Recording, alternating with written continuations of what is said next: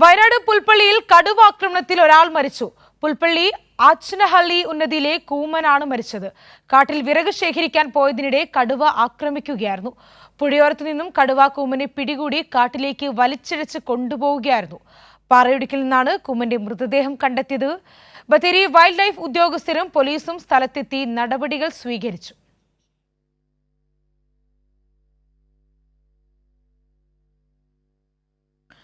വിവരങ്ങളുമായി ഇപ്പോൾ ജോഷില കൂടി ചേരുന്നുണ്ട്. ജോഷില, എന്തൊക്കെയാണ് കൂടുതൽ വിവരങ്ങൾ? ഇപ്പോൾ സ്ഥലത്ത് ബത്തേരി വൈൽഡ് ലൈഫ് ഉദ്യോഗസ്ഥരും പോലീസും സ്ഥലത്തെത്തി നടപടികൾ സ്വീകരിച്ചു എന്ന് മനസ്സിലാക്കുന്നു. വിവരങ്ങൾ എങ്ങനെ? ഭദ്ര, പുൽപ്പള്ളി ആച്ചനഹള്ളി നായ്ക്ക ഉന്നതിയിലെ കൂമൻ എന്ന പേരിൽ അറിയപ്പെടുന്ന മാരനാണ് കടുവയുടെ ആക്രമണത്തിൽ കൊല്ലപ്പെട്ടത്. വിറക് ശേഖരണത്തിനായി കാട്ടിലേക്ക് പോയതായിരുന്നു. വണ്ടിക്കടവ് ചെട്ടിമറ്റം ഭാഗത്ത് നിന്നാണ് കടുവ പിടിച്ചത്. ഇദ്ദേഹത്തിന് പിന്നീട് പാറക്കെട്ടിനുള്ളിൽ വെച്ച് കണ്ടെത്തുകയായിരുന്നു. ആശുപത്രിയിൽ പ്രവേശിപ്പിക്കാൻ കൊണ്ടുപോയെങ്കിലും വഴിക്ക് വെച്ച് മരണം സംഭവിച്ചു.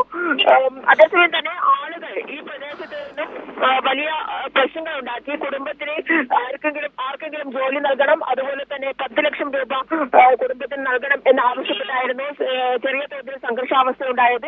തഹസിൽദാർ സ്ഥലത്തെത്തുകയും 10 ലക്ഷം രൂപ നൽകുമെന്ന കാര്യം അറിയിക്കുകയും ചെയ്തു. അതിനുശേഷം ഇന്ന് തന്നെ 10 ലക്ഷം രൂപയുടെ ആദ്യ ഗഡു കുടുംബത്തിന് കൈമാറുമെന്ന് അസിസ്റ്റന്റ് കൺസർവേറ്റർ സുശീലൻ അറിയിച്ചിട്ടുണ്ട്. അതുപോലെ തന്നെ മാരന്റെ മൃതദേഹം അതിനുശേഷം Wayanad Mananthavady government medical college ആശുപത്രിയിലേക്ക് പോസ്റ്റ്മോർട്ടത്തിനായി കൊണ്ടുപോവുകയായിരുന്നു. ശരി, ജോഷിലയാണ് വയനാട്ടിൽ നിന്നും വാർത്തയുടെ വിവരങ്ങൾ നൽകിയത്.